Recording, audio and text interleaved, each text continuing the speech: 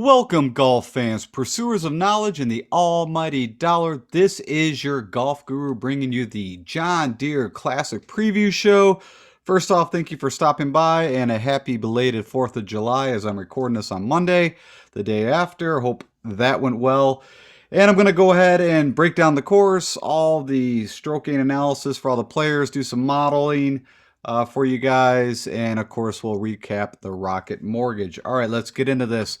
And first off, let me talk about the giveaway I still have running through this week. And yes, it is for the Open, and it is for the Millie Maker, the $100 entry. And all you need to do is like and share this if you'd like to. Subscribe if you're not a subscriber. And what I'm going to do is go ahead and pick 5 random winners. And all I need you to do is put in the YouTube comments below who you think is going to win the Open, and you are automatically in this drawing. I will announce the winners on my preview show next week on the 12th for the Open. So that being said, make sure you tell me who's going to win, like it, subscribe, and you could win one of these 5 entries, $100 a pop, for the Millie Maker. Okay, so real quick, let's talk about the Rocket Mortgage. I will be just straight up with you. I watched quite a bit on Thursday, a bit on Friday, nothing on Saturday, and caught the end of the playoffs. And that was about it. And I'm guessing quite a few of you people probably were on the same bucket. It's probably the least I've watched of any tournament to date, just because, of course, spending time with friends and family for the 4th of July. And long story short, great tournament. I mean, the one thing that came true for my predictions was make a lot of bets and bet at 150 or 100 to 1 odds. And of course, we got Cam Davis, who came through with his first win on tour. And it was kind of shocking a little bit. Of course, he was actually, funny enough, one of my value plays. And then when I kind of found out about that Mito Piera that I was all hot and bothered for, I replaced him. And I put Mito in, and that did not work. Mito missed a cut, I think, by a stroke or two. Didn't even make it to the weekend. And of course, then Cam Davis won. So there you go. Of course, they made it into a playoff between Joaquin Niemann and, of course, you also had Troy Merritt.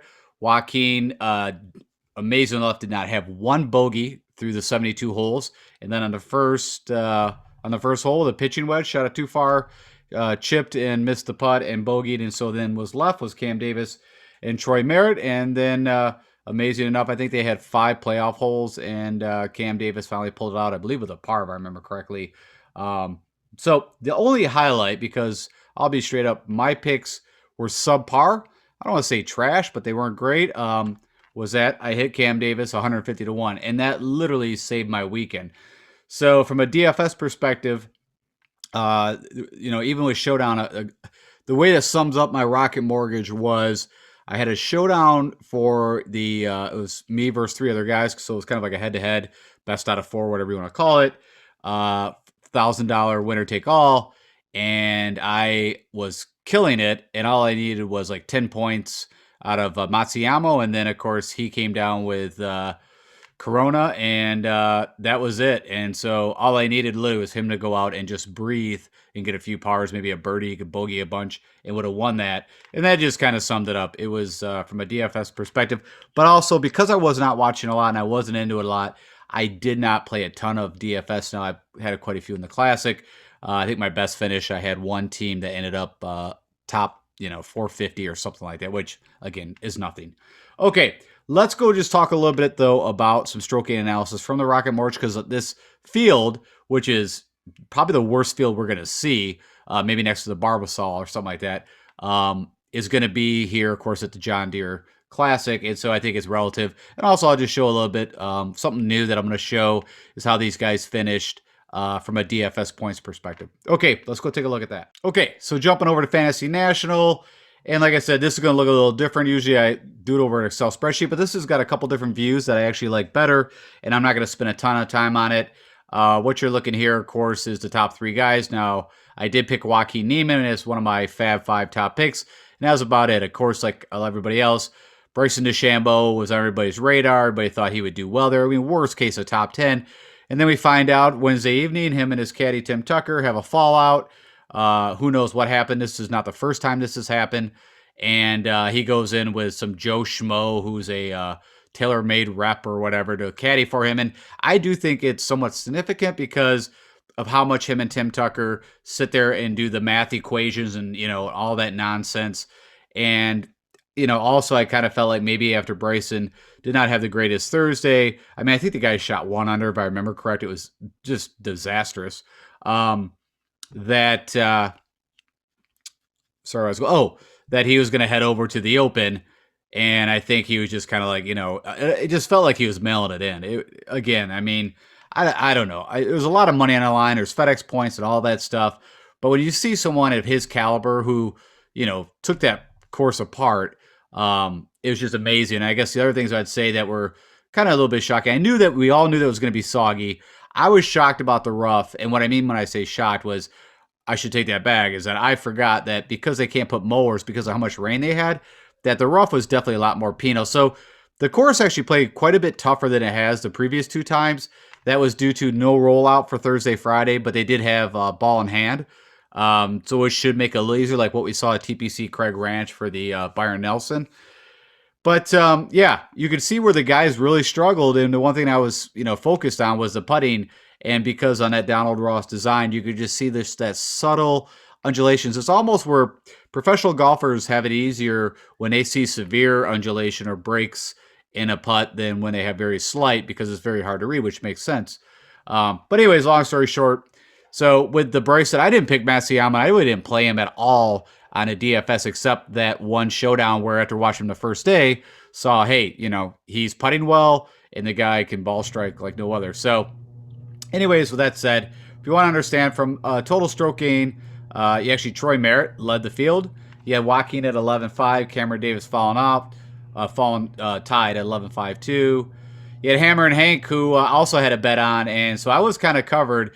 Now, Cameron Davis, when I watched the very ending, like I said, I caught it in the playoffs, rewatched the very last few holes, and when he made the bogey, I believe it was like on 16, I was like, well, wow, how's it, he's going to have to eagle and birdie or something to get into this playoff, and that's exactly what he did. Eagle chips in out of the sand, and then birdie's 18, and he's in the playoff, and then lo and behold, Joaquin makes his first bogey, and Troy Merritt finally misses a putt. So, but you got Hammer and Hank. He's also in this field. You got Brandon Hagee, who, I always kind of forget can hit the tee ball pretty long. I don't know why in my mind I just don't think of him as a long ball hitter, but, he can stripe it out there. You got Seamus Power in this field, also who kind of led stroke gain total. If we look tee to green, Keegan Bradley leading with Kokrak behind, who's also was one of my picks. Just, funny enough, he lost, strokes putting. And if he could have just made some more putts, he would have been right there. And of course, Keegan, for Kokrak, it's a little shocking because of how well he's been putting over the year. But Keegan, that's no shocker that, he leads tee to green and, just misses a ton of putts. From an approach, Bo Hogue, and you had Fabian Gomez, Michael Gellerman, Keegan Bradley. You can see the guys who are hitting the iron shots real well. Around the green, which for me is not a huge thing, but Garrick Higo, also one of my picks, ended up 41st. Keegan Bradley dug in. Sun Jam had a good showing finally. Not one of my picks, but had an 8th place finish. And then Patty Perez, who's also in this field, was one of my picks. But the only thing he really did well was, the 2 things that I wanted was approach and putting, which got him a 14th, amazing enough, with losing, pretty much tee to green. It's showing lost 2.2 off the tee, lost almost lost over 2.5 strokes. So again, just to give you some ideas of the top guys and what they did from a stroke gain analysis. So when you're starting to think about the John Deere. And then the last thing I think this is kind of cool, and I haven't showed this before, and I thought I'd show it to you guys. You see the pricing standpoints. Like I said, Cam Davis was actually my first value play I was going with until I stumbled on Mito, who was around the same price. I think he was 7,000 even. And just because Cam Davis really hasn't been showing us a whole lot. I mean, there was a time where I always said Cameron Davis was a DraftKings darling. He was always pretty cheap, and he was always going to give you pretty good points. But you can see, of course, with the win, he led. Troy Merritt was second. You had Joaquin Neiman coming in at third. And then you had Hank Laboda coming in at fourth. And you can see round by round what they did if you're interested. And also what I think is interesting, their price, what they paid out. So your top 2 guys, cost you around 7,000. Actually, your top 3 out of 4 guys cost you, around 7,000. So I always said that's why the value plays, the sleepers, whatever you want to call them. And this is a little different. I understand this is a weaker field, but it does resonate where the guys, and again, I went against the one thing that I always state: never ever roster the most expensive guy, the guy, and it comes true over and over and over and again. Yeah, we could say the Bryson thing with Tim Tucker and the caddy, but there's no excuse. I mean, if he went out there by himself and grabbed the guy behind the hot dog stand to carry the bag, the guy should make the cut at Detroit Golf Club.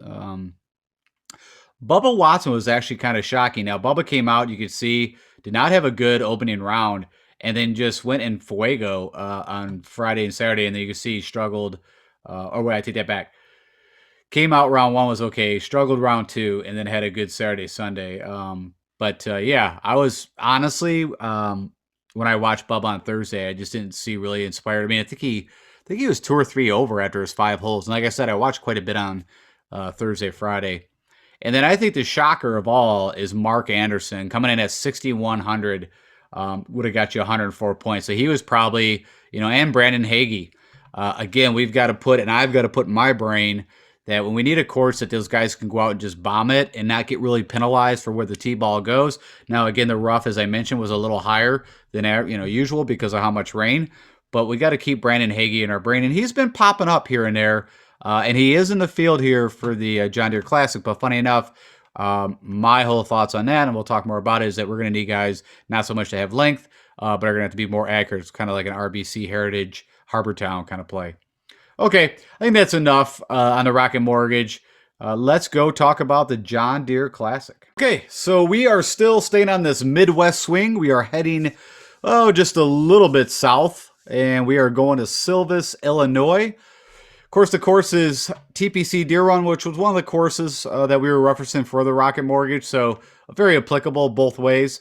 The John Deere Classic's been here since 2000.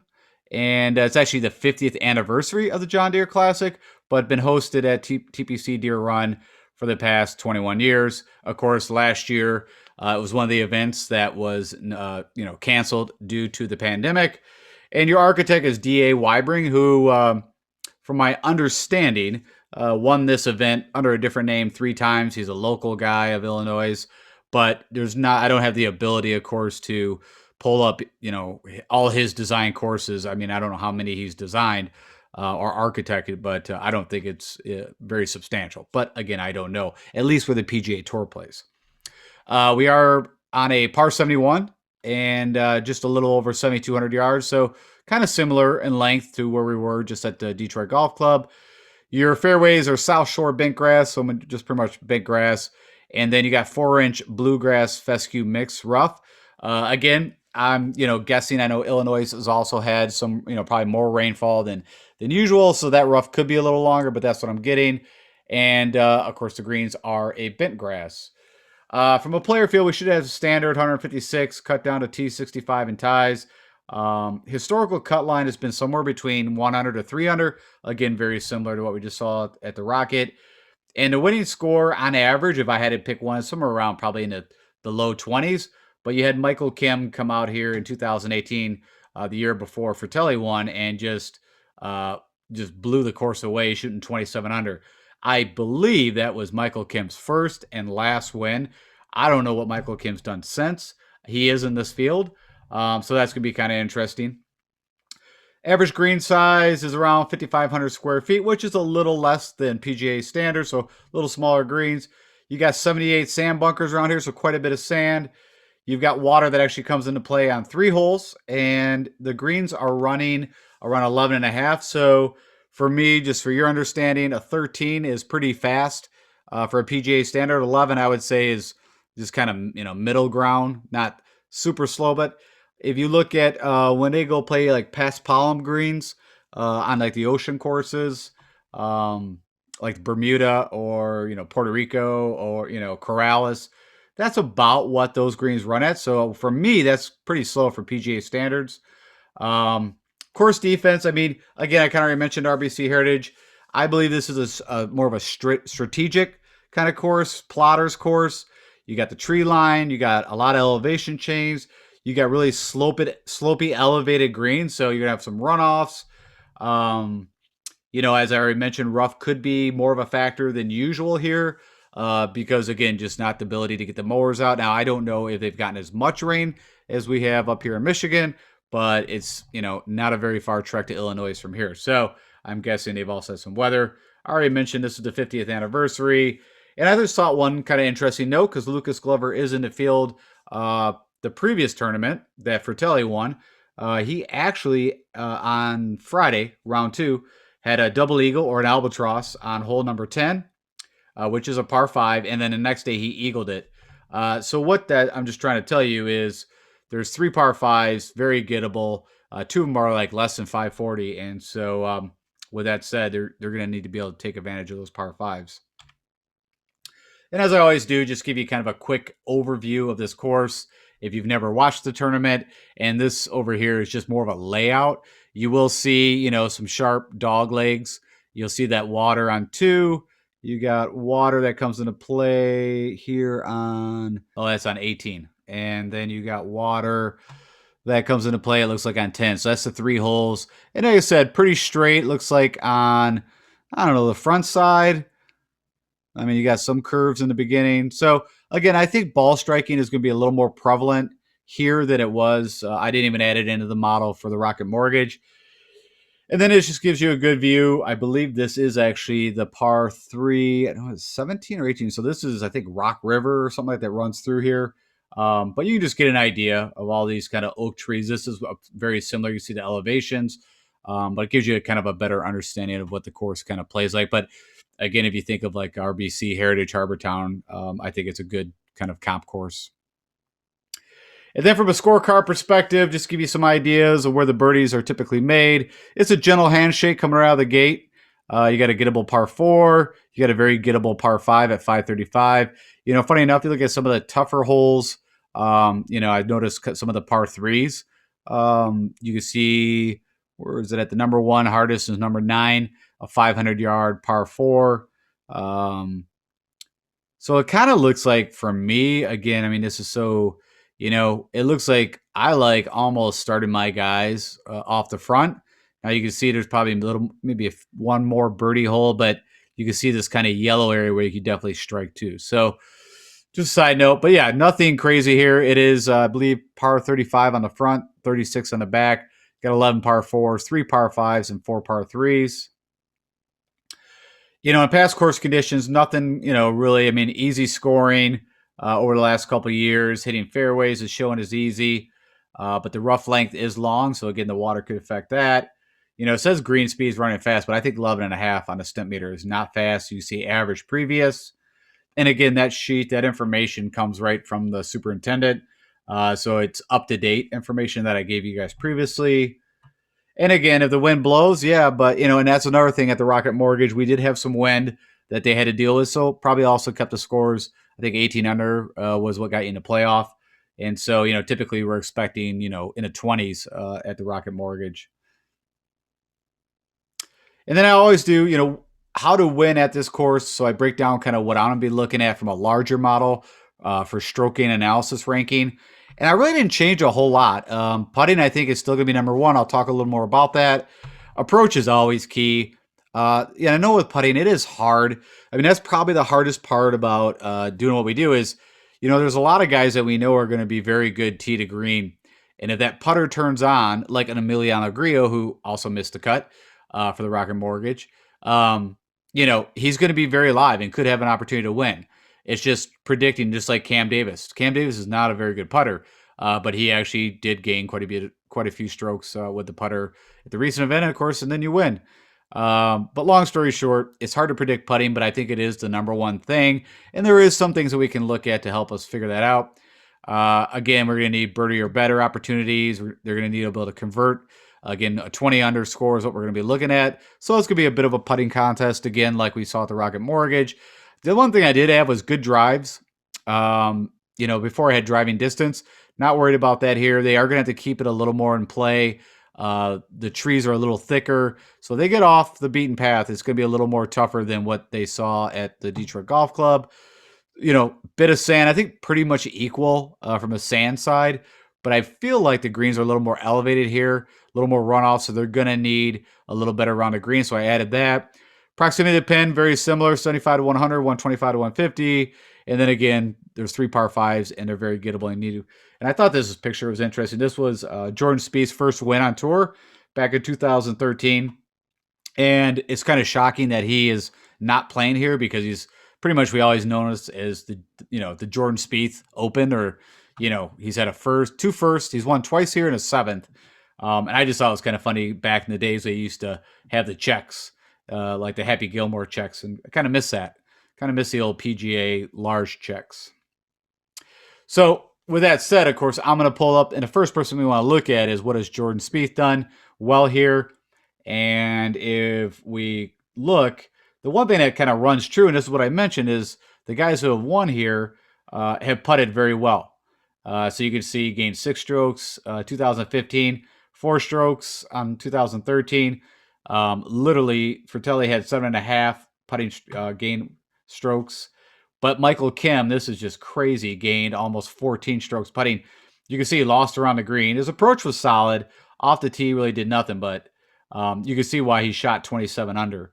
And you can see, again, now approach is a little lower here, but other than that, approaches, for the wins have been up there. Off the tee, a lot like what we saw at the Rocket Mortgage. You don't have to be stellar. Now, this one here, Jordan actually gained in his first year a little more off the tee, but when it all comes down, it's going to be the guys. It's going to be a putting contest. So with that said, we can go look at some models. And as I always do, just so you understand what you're looking at here, I build a larger model and about the things we just discussed. I just pull recent form. What that means is their last 12 rounds. So on average, 3 tournaments. There is no filter, so I'm not filtering a type of grass, length, nothing. And I rated putting 15%, approach 15%, good drives 10, ball striking you can kind of see across the board of the weights of each of those categories. And then you click my rank, and I'm going to get my top 20 guys. And with that said, funny enough, Seamus Power from a recent form under the model and the stroke gain analysis that I'm looking at, he comes up number 1. You got Brian Harmon who pops up, Sungjae Im, funny enough, Patty Perez, Bo Hosler.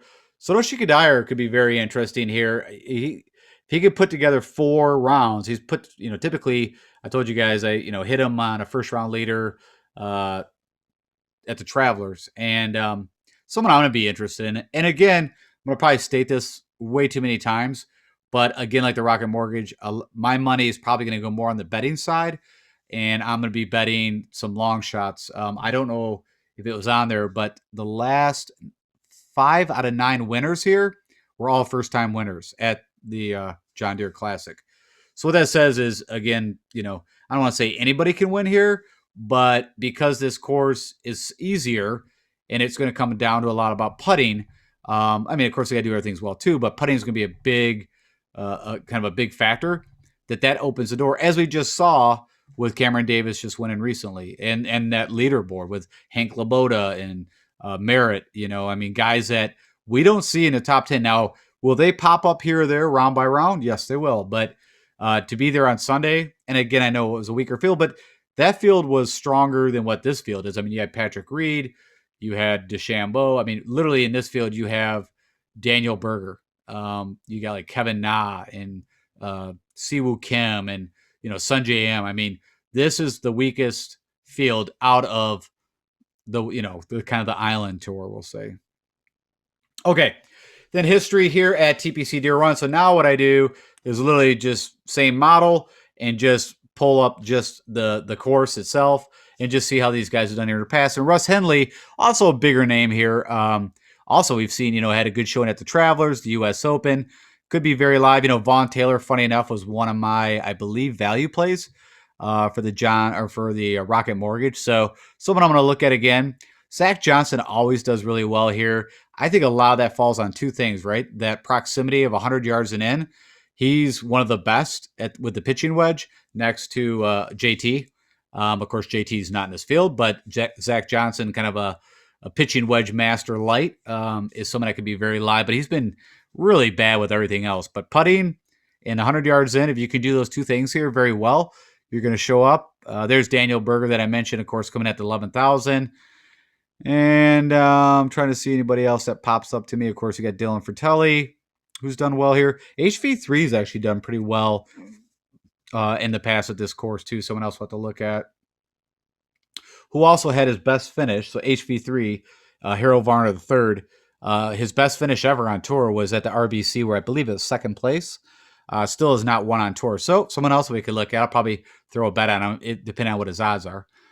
And then we go ahead and put some filters on so we can figure out, courses that are very similar, comparable courses, and run my model again and see who comes up. And funny enough, HV3 comes up number one. You got Chesson Hadley, right? Showed up at the Palmetto, just kind of lost it on the last few holes. Cameron Davis pops up again. Streelman, Henley. It's amazing that Cameron Davis is 10,000. I can confirm to you that Cameron Davis in no tournament for DFS ever has been 10,000. But, coming off that win, I think that's going to be a trap. I think I'm going to probably stay away from that. Yeah. Anyways, kind of keep moving through. And last but not least, as I always do for you guys, who's the best putters on bent grass? And so same thing, all I do is just click a filter. This opens up all bent grass courses. Click on the bent grass filter, and what you're going to get is a list. Click on this, and you get the top 20 putters over their last 24 rounds. So you'll notice that everything else I was showing you, I like recent form. And then with putting, though, I do like to take a little bit larger sample, but not go too far back because, like I said, it could skew things that I want to look at, as in, I know Jason Day has been putting a little better recently, but at one time Jason Day was the best putter, but that was years ago. So if he was in this field, he'd be pulled into this, and it's not going to help you. So long story short, your top putters, I just mentioned Zach Johnson, Christoph Ventura, you got Andreas Romero, Charles Howell, Wagner, Badley, Kazire. Of course, I put him on the opening screenshot. I thought you guys would get a kick out of that. And Patty Kazire did go out and shoot 8 under on Sunday to move up. I don't know, honestly, off the top of my head where he ended up. I don't know, top 20 or something like that. But, he didn't pay out on any bets, but not too bad from a DFS play. And, of course, I'm staying on the Patty Kazire train. He sucked me in a little more, so I'll be right there. I think Brian Harmon could be very live here. Of course, Troy Merritt's just been popping, but I'm always worried about the guys that, we see pop, and then they don't. Seb Straka, who I did not pick, but, they had a good record at the Detroit Golf Club, and I believe, if I remember right, he missed the cut. So I have to look a little more into him, but funny enough, shows up as a good putter on bent.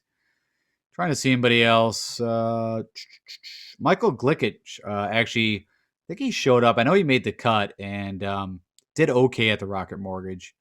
Richard Wierenski.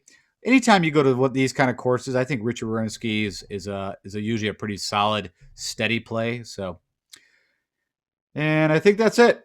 That's all for me regarding the John Deere Classic. I will, of course, get you my picks out tomorrow, and then following that would be the Value Play show. So, not the greatest field, but hey, it's still a tournament. I think it's a great time to do some betting.